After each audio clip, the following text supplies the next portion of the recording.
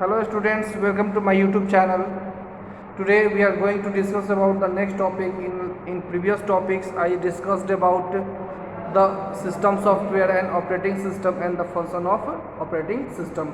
Today we are the next topic, language processor. As you all know that the system software are of four types: operating system, language processor, utility software and device driver. So I had already discussed about the operating system and the function of operating system. In this video I am going to discuss about the language processor. Okay, and you all know that our computer is very familiar and with the machine language, binary language or digital language. That means our computer can process any work, store any data in the form of 0 and 1. That is called the binary language or machine language. Okay, so whatever the instruction we use to give the computer, that will get converted in the machine language, and then the machine language, then our computer used to process that data. Clear? So first of all we discuss about the languages of computer. Okay, there are three languages of computer till now. First is machine language, second is assembly language, and third is high level language. Okay, so machine language are being written in 0 and 1. So it is also called binary language or digital language. Okay, you all know that if we write the codes in the form of 0 and 1, then it will be very difficult for us to understand. Okay, but one merit of this language was computer can easily understood this language, and computer process any task very fastly. But when the programs are written, it will be very difficult for the other to modify and edit that codes, because the codes were written in 0 and 1.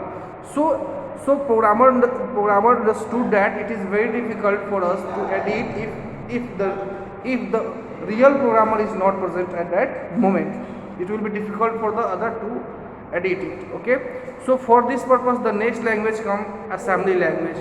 Okay, it is little bit simpler than the machine language.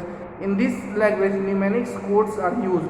That means short codes are used for performing the task, but this also not become more popular. The next language, high level language. It is user friendly language. Okay, in this language the codes are given in English like statements. Okay, just you are familiar with C++, Java, QBasic, Basic and Python. These all are the high level languages we generally used nowadays.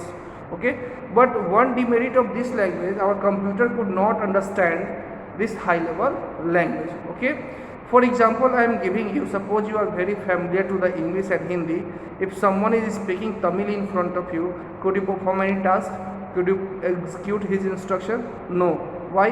Because you are not familiar with that language. Okay, if somebody is trying to speak and telling you any task, but you are not able to understand, so you will not perform the task. But in between you and the people who is speaking Tamil, there is a translator who translate the Tamil in Hindi and Hindi in Tamil. Then you can perform the task, and the person who is speaking the Tamil can also perform the task. Okay, so this is the main task of the language processor. Language processor is just like a language translator. Okay, clear? Language processor is just like a language translator which translate high level language into the machine level language, assembly language into the machine level language. That means user readable language into the machine level language. Okay, in 0 and 1, and that 0 and 1 is stored in our system, and system perform the task. Then after it again translate that 0 and 1 in user readable code. Okay, in user readable code. Okay, clear? That can be read and understood by the user. So here the topic is language processor. First of all, what is language processor? Language processor is a language translator which is used to translate assembly language or high level language in binary language in 0 and 1, so that our computer can perform any task, computer can execute any task. Okay, I think you all are familiar with, you have written the program of QBasic and C++ and Java. These are the high level language. When we write these languages, these codes, our translator, that is language processor, convert that into the 0 and 1. Okay, one more thing I would like to discuss here. Clear? One more thing I would like to discuss here. Okay, the program written in high level language is called source code. What do we call source code? Okay, that we suppose you have written CLS. What you have written? CLS. Okay, suppose you have written CLS. Okay, this is the high level language of QBasic. Okay, this is not understood by the computer. It should be translated into the machine languages. Okay, clear? So these codes are translated by the language processor. Okay, in the form of 0 and 1. So this is called source code. Okay, the program written by the user is called source code, and after conversion goes to the system. This is called object code. Once again I am going to discuss here. Okay, suppose CLS you have written and this is converted into the 0 and 1. So this is called source code and this is called object code. Okay, these two things. Okay, now I am going to discuss about the types of language processor. There are three types of language processor: assembler, compiler and interpreter. Okay, assembler is used. What is assembler? Assembler is a language translator which is used to program code written in assembly language into the machine language. Okay, clear? And generally numeric codes are used in the assembler. Okay, so assembler is a language translator which is used to translate program codes written in assembly language into the machine language. Clear? And next is compiler and interpreter. These two are the language translator which is used to convert high level language into the machine language. Okay, clear? So these are the two languages, compiler and interpreter. Okay, suppose I am going to write here CLS print help and it will convert it into the 0 and 1. Okay, so what you will see here, this is called source code. This is called source code. What do we call it? Source code. And this is called object code. What we call object code. Okay, clear? So compiler, interpreter, both are the language translator which is used to translate codes written in high level language into the machine language. Okay, clear? So compiler translate these codes at once. At once means what? At one go it translate the program source code into the machine code. Okay, clear? Next, compiler. Compiler is a language translator which is used to translate the program codes written in high level language into the machine language line by line. Line by line means what? It executed the first line. Okay, if there is no error, then it comes to the next line.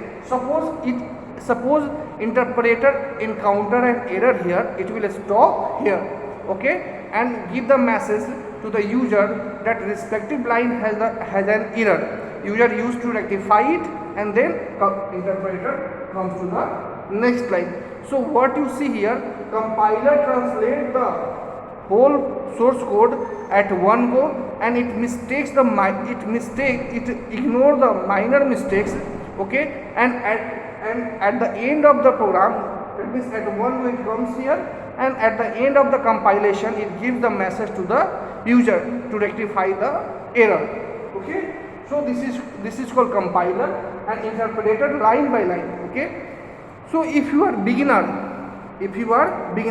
just you have started to doing programming, then compiler is better for you. Okay, you don't feel any irritating. If you are good and expert, then interpreter is better for you because it checks the error at every line. If any error is found, it informs the user and stops the compilation at that point.